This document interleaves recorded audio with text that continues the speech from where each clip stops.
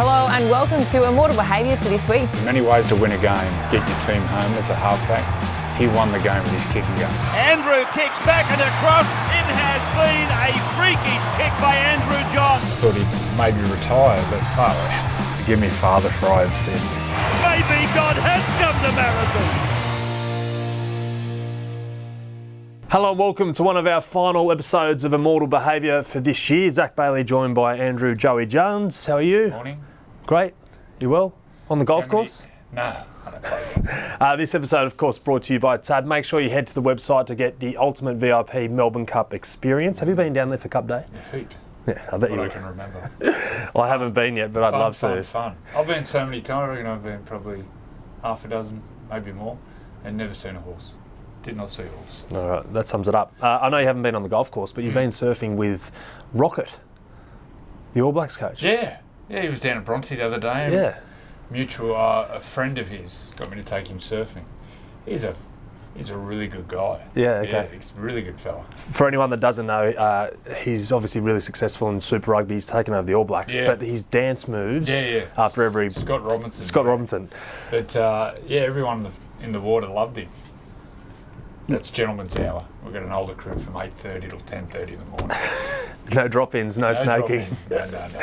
All right, semi-final footy, we love it. The weather's getting good, the water's getting warm, the footy is great. How much would you love to be lacing on the boots this weekend? Not now. No. You get itchy feet around Origin time and grand finals when the atmosphere, but yeah, mate, I've maxed my body out. I'm a realist. You're happy to be surfing? Happy to be able to wake up in the morning and not roll over and cry and, oh, my back, my shoulder, my knee, my neck. I do that now, my neck, but yeah. Every game now until grand final day on October 6th is elimination footy. So in terms of in the sheds, whether it be the coach or the leaders of the team, which you were one, is it big inspirational speeches or is it less words and everybody knows what's on the line? And you don't talk about, if we get beat, we're out. You just get there and get through it. Try to stay really positive.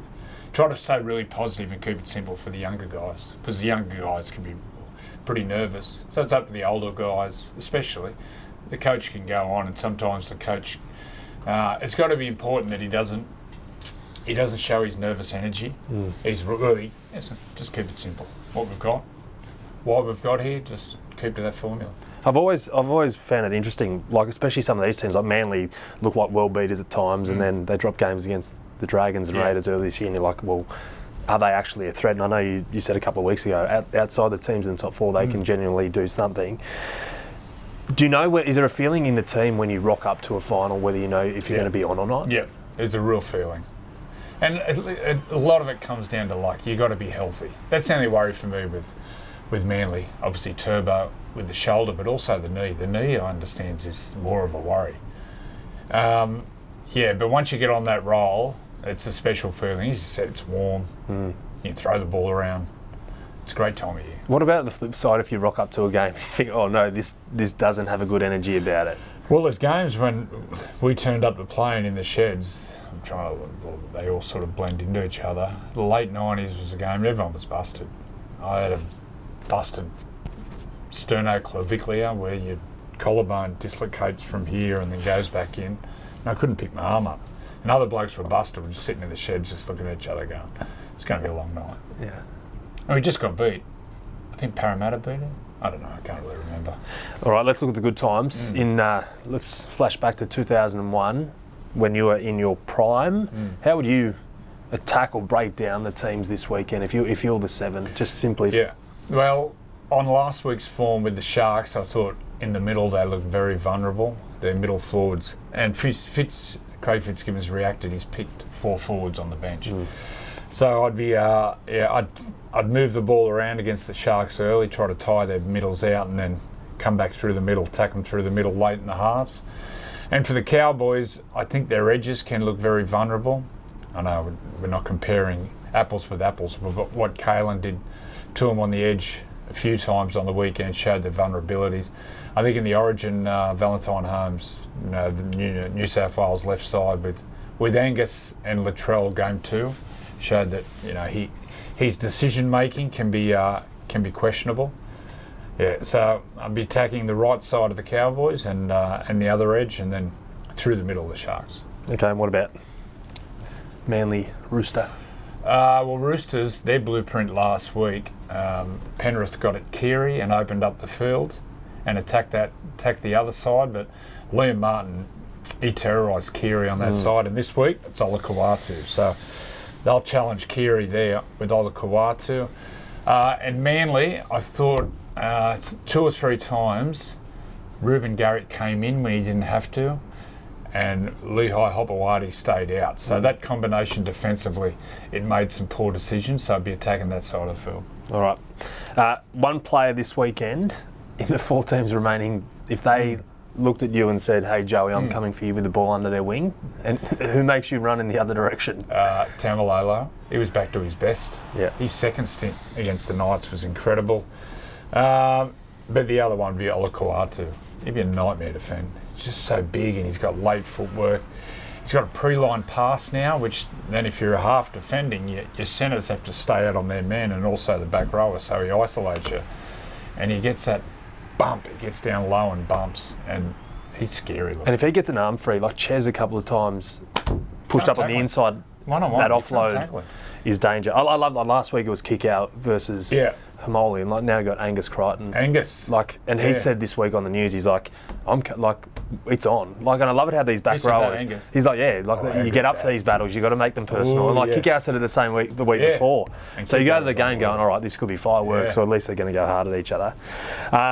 After the NRL is wrapped up on October 6th, we look forward to the Pacific Champs. So Kalen Ponga, he'd be your fullback for the Kangaroos. What about the makeup of the other backs? Because there's, well, it's just going through it at the top of my head. A lot of the wingers will be playing for other nations, Samoa, Tonga, in PNG. Stephen Crichton in the centres. I don't know if Stephen's going to play for Samoa. I think Valentine Holmes comes into it. Bradman Besk, how he's hamstringing. Dane Gagai, whether on the wing or in the centres. Hemiso, I think he'll be there without a shadow of a doubt. Zach Lomax will be there on the wing or in the centres. The other one I've thought of is Khan Pereira. I don't know. He played Prime Minister's 13 last year, but I think he qualifies to play for a few teams. But I'd love to see him play for them for Australia. But I think the win. Xavier Coates too. I don't know if he's committed to Papua New Guinea. So a lot of those players of who they commit to, but I'd say Valentine Holmes, Gago will be around there, Hemiso, Lomax definitely. Mal's sport for choice. Yeah, but once again, it's who do they commit to? Stephen Crichton's probably the big one, whether he commits to Samoa. But Samoa's going to England, aren't they? Yep. Yeah.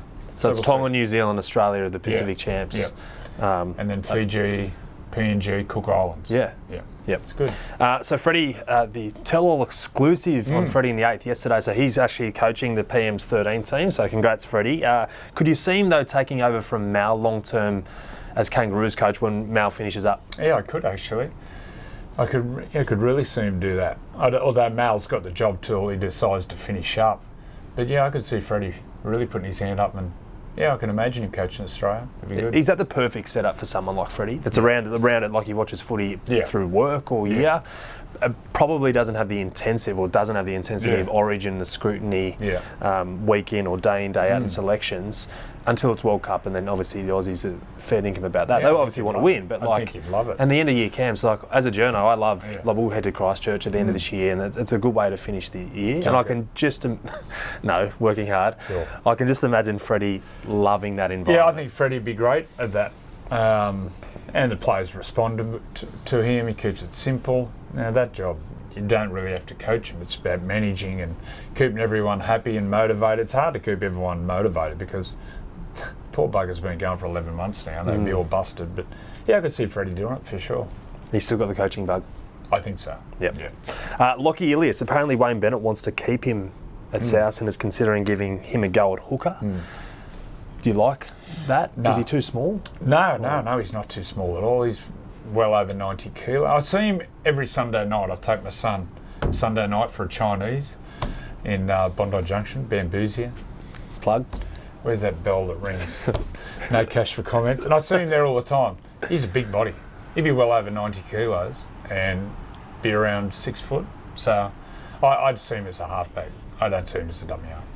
Okay. So what do you like about him as a half? I really like him. There was a time there when he had that really good combination on the right with Keon, Kalamatangi. He was flying.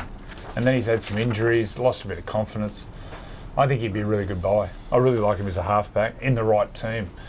I think he'd be good at the Dogs because defensively he's really strong. Dogs base their game around defence. And the other one is Manly. Daly's coming to the end, although Daly can keep playing till he's 40.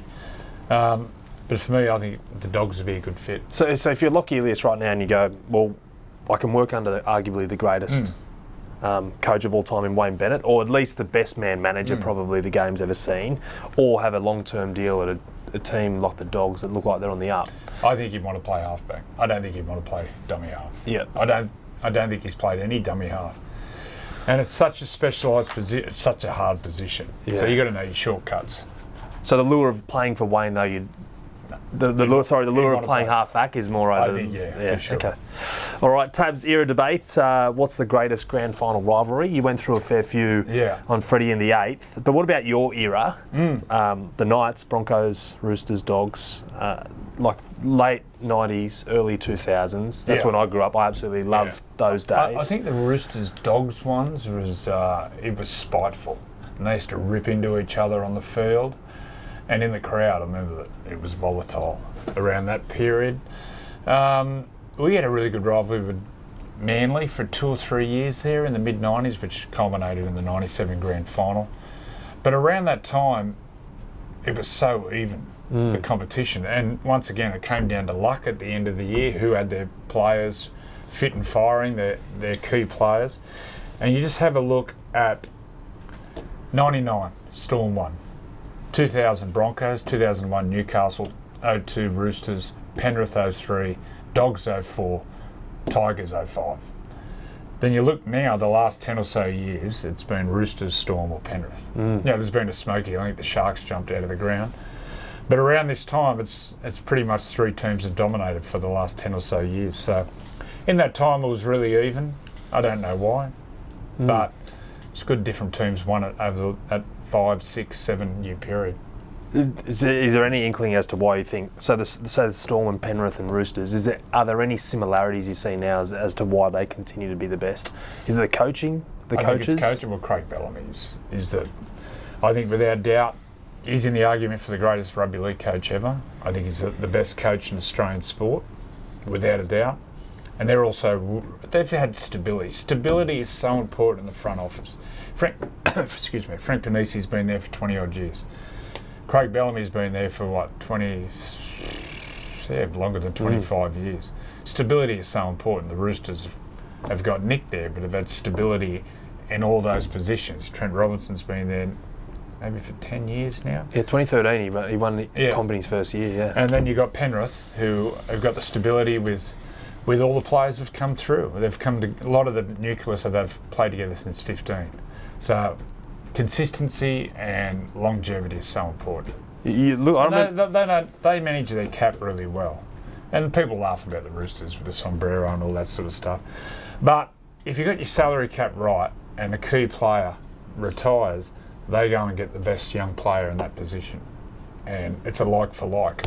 For instance, when Munster leaves, whenever that will be, they'll have a world-class 5'8" coming through. You have a look at the spine for the Storm. Pappenhausen, Munster, Jerome Hughes, Harry Green. It's the best in the competition. Yeah. Because they've managed it so well. And then when one of those finishes, you got Suafai Longo to come in there at fullback. They'll go out and have the best half or 5'8" ready to go by the time Munster's finished. They just plan so well. And the success breeds success in the teams that, like, if you're a player coming through, you want to be part of the best systems, right? So you want to play under those best coaches. Their senior players are the best players in position, as I spoke about the spine. And then at Penrith, you've got a bloke called Nathan Cleary. Nathan drives the standards and it rubs off on the young players.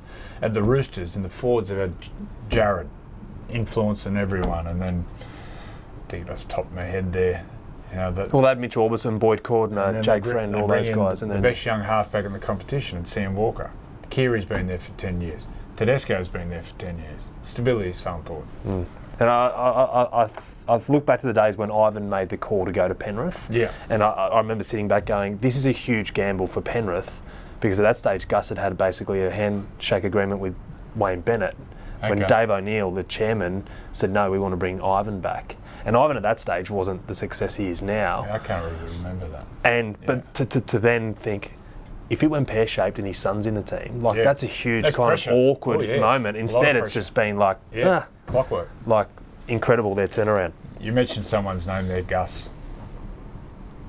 Gus is a player. He's an incredible coach. Best Origin coach New South Wales had. Club coach, great success. Now he's one of the best administrators. It's amazing. It's amazing. Smart man. Talking Chooks, Jared Wairira-Hargraves. Shouldn't Chooks fans be nervous this weekend? Nah. Just get out there and rip in. Has there been many sin bins of late? There hasn't. Hasn't really been many sin bins in the... Jared got suspended in his 300th or whatever it was, and then lasted 10 minutes. It's a fine line, but got put in the bin because he took Sam Verrills high. And I like, in terms of the energy, like he'll know that this could potentially be his last game. But he couldn't play any other way. If he plays any other way, his timing's out. He plays that way, and the margin for error is quite minute, but they're the players you want to play with. If you're a halfback and you got Jared, you're feeling confident. Okay, so if you're Robbo, what do you say to Jared before he runs out? Go and rip in. Just go and tear in. You don't say anything. He knows his job. He knows what he's got to do. He's done it at all levels, test matches, grand finals, club games. He knows what to do. And that's to intimidate and to hurt the opposition. That's your job. What about Victor Radley? Risk against reward. Same. He only broke his shoulder 3 weeks ago. I've seen Victor a few times. And they're talking like it's Cooper Cronk-esque. Yeah. But there's different positions, which is... I saw Victor early in the week maybe, and I know for a fact when he first heard it, he could hardly pick it up. But not many have the mental and physical capabilities to handle pain like Victor Radley. He'll be fine. He'll get out there, I reckon they'll jab it, and he'll get out there and he'll be fine. But he's not a mug, Victor. He wouldn't play unless he knows he can get through. And I think the medical staff there would know that, and also the coaches. They know Victor can, if he can get through, he'll be fine. So unless he's close to his best or close, I mean, everyone's kind of battered at the moment. They've got good insurance. Their bench, Nat Butcher, Spencer Leniu, Nafu White, I pronounce that right, and Tyrell May. Tyrell May. It's a good bench. They got blown away early against Penrith. I think the scoreboard doesn't represent how close that game was. You know, that forward pass to Teddy, they score that, it's 28-16. Yeah, 8 point. They're coming together. Well, I think it was an 8 point. Would have been an 8 point difference. Yeah. Their bench. When the bench came on, it totally changed. Spencer, White, and also Tyrell May. When they came on, I thought the game changed. So I really like the Roosters in this one. I just can't see the Roosters getting beat. I know we spoke about Hamoli and Angus before, but like someone like Nathan Brown, like he's completely different to Jared and whatever. But well, he's like Victor. But same mentality. There's so many, you look at so many of the forwards in that battle, and you're like, how good's this going to be? Well, when the bench comes on, I remember when we were playing, we used to say to our bench, when you come on, we need you to change the tempo of the game. And that's what Nathan Brown does. He charges, he inspires his teammates, no regard for his body. Ball player, smart ball player, Nathan Brown, really good with his hands. He was a great cricketer, you know that? He was a really good cricketer coming through, so he's got really good hands, but he's a lunatic. I interviewed him the other week and I said, what go? Because he's not that big, he's not that tall. And I sit there going, like, he tries to get as far, it's funny, back fence Brown. Well, yeah, but at a core stadium, you can get further back. And I said, you know, it's like a cricketer's run up or whatever. And he said, I just go. They kicked off one time, I looked, he was at Urban Surf. He was 15 metres. He was 2 kilometres away. I said to him, what goes through your mind when you know that you can see they're going to kick you away? He goes, I just think of the worst. He goes, and then when I get hit, he goes, I get up and it wasn't the worst, and I go again. And I was just like, okay, this guy is... It's amazing. People say when you get smashed, does it hurt? It doesn't hurt. You feel you get smashed, but I don't know, it's adrenaline. And as you say, he's not big. He'd only be 94 kilos, 95 kilos at most. He's running Nelson and those, but Nelson's 130 odd kilos. Yeah. Back fence brown. They're all braver than I would ever be. So you've got this weekend tips. I think the Roosters are pretty much morals. Yep. I think I'm worried about Turbo. But they've got a big match play. DCU, his performance last week, it's the best game I've seen him play. He's probably played better games, but his influence to keep his team in that game was a masterclass. Worried about the Sharks, all the pressure's on them, and I thought last week Cowboys looked really strong. Their players just compete. Ruben Cotter did, and the captains, they epitomise that team. Tough. Tamalolo back to his best. Yeah, either way, it'll be tight between Cows and Sharks. Whoever wins, it'll be a small margin where I think Roosters can blow them away the last 20 minutes. Well said, Joey. Thank you for your time. Two more weeks. Yeah, and then we can work on it Sunday. Thanks, Joey. Thank you for tuning in. Enjoy your sudden death semi-final footy. You win some, you lose more. For free and confidential support, call the number on the screen or visit the website. This year, NRL on 9 is your one-stop shop for all footy. That's right, Freddie. Not about the highlights. Action. 7 days a week. Billy and Gus podcast, get that on your drive on the way home. Immortal Behaviour. Grab a seat on the couch for that. And, of course, my favourite, Freddie in the Own. The best footy brains, the biggest games. Don't trust the algorithm. Subscribe to NRL on 9 and get all your entertainment there.